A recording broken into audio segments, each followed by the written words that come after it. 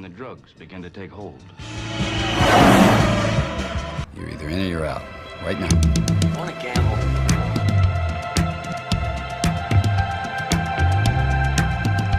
I never want to hear those words out of your mouth again. Gambling is not your problem. Has anybody ever told you before you're bad luck? Most gamblers, when they go to gamble, they go to win. Those were my mother's dying words. When we go to gamble, we go to lose. Show me the money. Let's get out of here, man. Go use mine. Honestly, let's just go. Let's go to Vegas. Look at you back in that, Jerry. I want you to say what you would mean it, brother. Call me the money! It's the Sports Memory Vegas pregame show.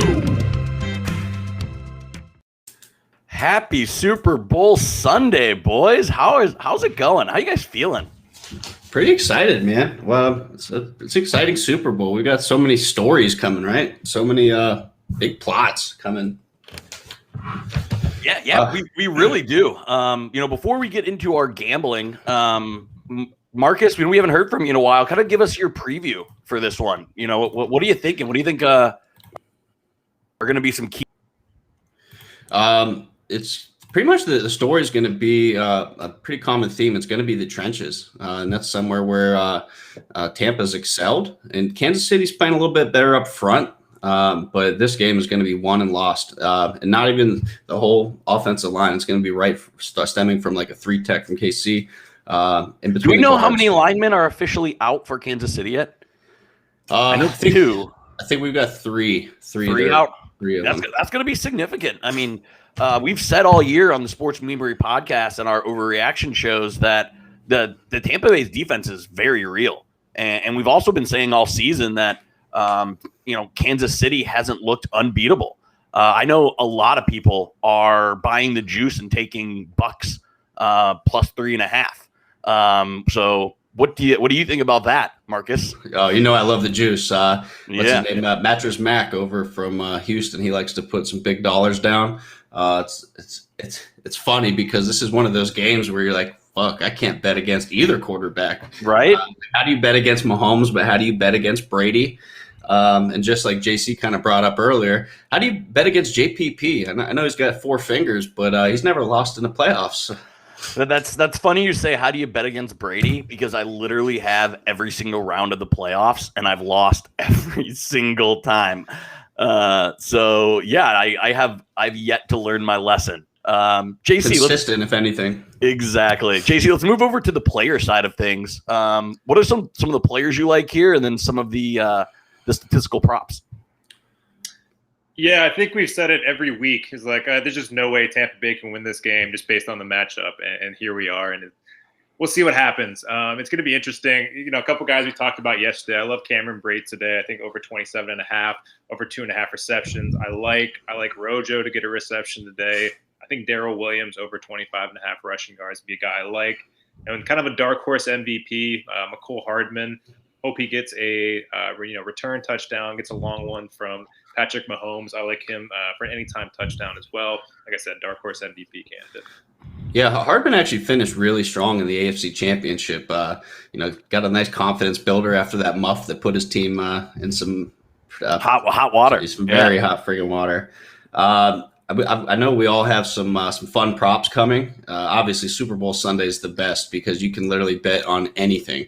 The only prop that I wish I could find was what would be the most dominant color in the stadium for fans. Obviously, we'd have to bet red. And it's in Tampa. The city's just been banging for the last week, and I've been working. You're there, local. What's it like? Like, is there the same media concert stuff going on, or is it pretty low key? No, as far as the media stuff, that's been limited and shy, unfortunately. But none of the bars that have been shut down. They are trying to spread the Rona pretty fluently, from the beach to downtown to all the way through Tampa. It's insane. And you know what? Hey, it's once in a lifetime thing. You get sick. But like I said, I've been too busy working to go out and enjoy the festivities. to enjoy any of that. Yeah, when Indianapolis hosted the Super Bowl, a Tom Brady Super Bowl, there were so many free concerts and there were just media members all over the city. I was curious, if that was the same thing going on there for you guys. But back to this game. I got a question for you, JC. So you like Daryl, or you like the Williams rushing over? Does that mean my rushing over of CEH at 30.5 yards isn't going to hit? Or do you think the Chiefs really run the ball?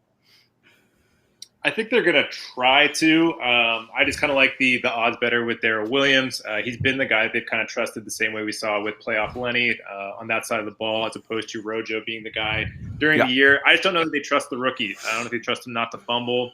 Daryl Williams seems to be the guy, so he's my play. Yeah. On the other side of the ball, again, I'm not taking an interception prop today, but I like the Honey Badger to record over 4.5 tackles. That's a minus 115 payout. He makes big plays in big games. I think he's going to be all over the field today. Without a doubt. And the guy who he's going to be tackling, who's my dark horse for the MVP, Leonard Fournette. I'm kind of with JC. There's going to be a lot of ball control. And we know that Kansas City struggles a bit. I'm going to be hammering Fournette. I'm going to take a fun prop for him as MVP. That's like 18-1. But it's the touches. You love those long shot odds. You love those long shot odds. Yeah, just like a good old parlay, baby. So here's some of my favorite props. Every one that I'm going to talk about right now, I'm taking them all. And here, if I'm going to have one lock, because I am very torn on this game, it's going to be largest lead over under 14.5 points. I think this stays within 2 touchdowns. Yep. So lock in under 14.5 tonight. Fun prop that you just have to take based on the teams. Roughing the quarterback. I will say there will be a roughing the quarterback, and that's plus 113. That's one I've never taken a penalty prop. That's interesting. Yeah, obviously there's a bunch of cross sport plays which are fun, but that's even more of a crapshoot. And it's over under 172 total rushing yards for both teams. And I think Tampa Bay is going to get into the 110, 120 range. So I'm going to take over 172 yards. Yeah. And one fun flyer I've got is we need a Gronk spike, right? Gronk, anytime touchdowns, plus 190. Plus money is always fun. And Gronk spike would be sexy. But yeah, Fournette over under is over 11. He has to have 12 carries, over under 11.5. Taking that. Over under 50.5 rushing yards. It's up from from 2 weeks ago against Green Bay by a yard. So over 50.5. And longest carry of the day for Fournette, over under 12.5. I think he's going to have a nice little gasher for picking the 15 to 18 yard range or more. But I'm riding his big quads to the ship here. I have one Fournette bet, and it's for the first player to reach 10 yards. That's plus 150. Yeah, I think I think they're going to be running it early and often with him. He tends to get the kind of the bulk of the early carries, and then they go to Ronald Jones kind of later in the game. So yeah, I like that as plus money for Lenny.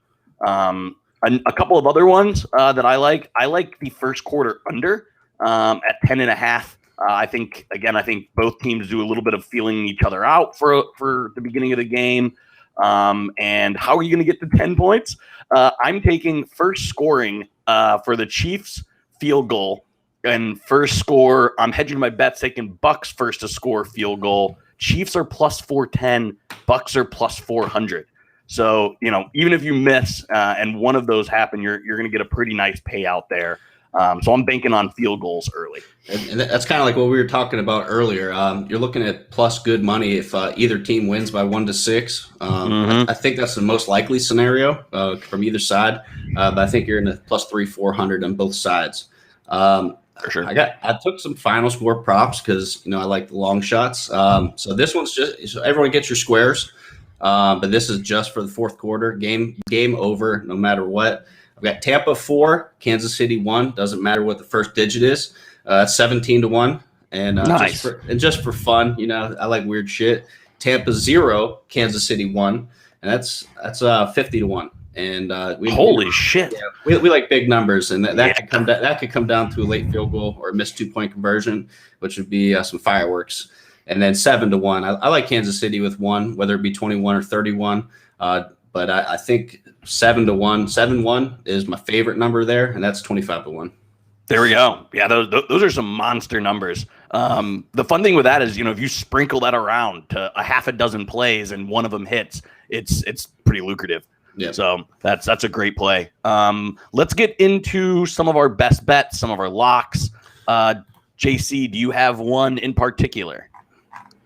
One or two I have in a particular. lot of stuff, but where we kind of want to focus is with the Chiefs defense. The way you attack them is through the middle. So that's why I like that Tyrann Mathieu play as well.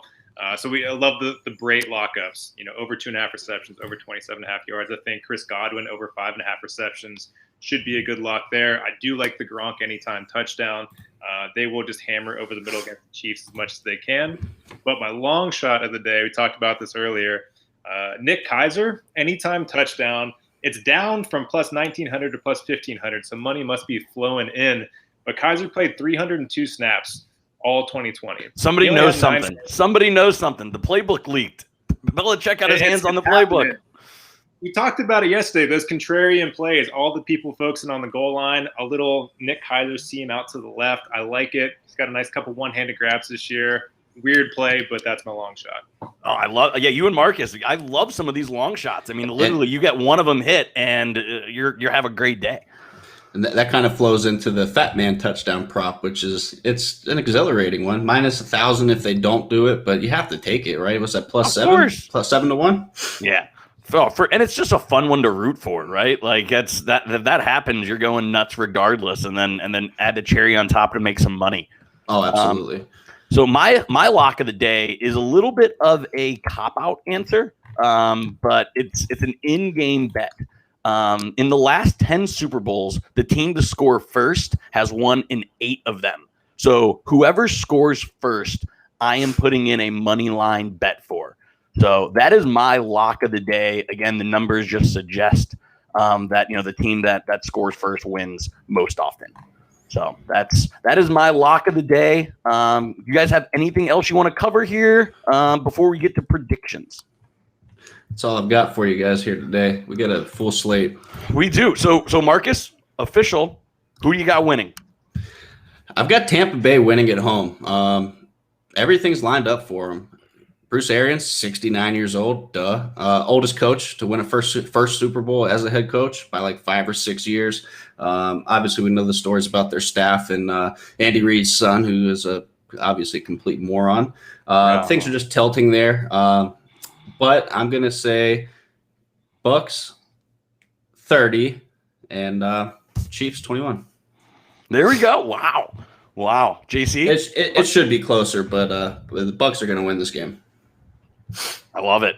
Yeah, I don't know if I'm ready for a final score prediction. Next, I'm taking the Bucks plus 3. I think it'd be a nice way to win at home with pretty much no fans there. The home game that's not really going to be a home game. But it's just awfully tough for the Chiefs to go back-to-back, especially with the week that they've had up to this. Tom Brady gets another one. Great. I am going to bet against Brady for another time, and I can't wait for you guys to laugh me off of this podcast when we get together again. I am taking the Chiefs 31-30 Butker final kick to win for a Super Bowl of the ages. This is my prediction. It should be exciting, man. It's everything's gonna be flowing down here, and I'm sure there's gonna be a lot of people partying late into the hours. Absolutely. Cool, guys. All right, well, everyone have a great Super Bowl Sunday. Eat a lot, drink responsibly, and gamble responsibly. Till next time. See you, everybody.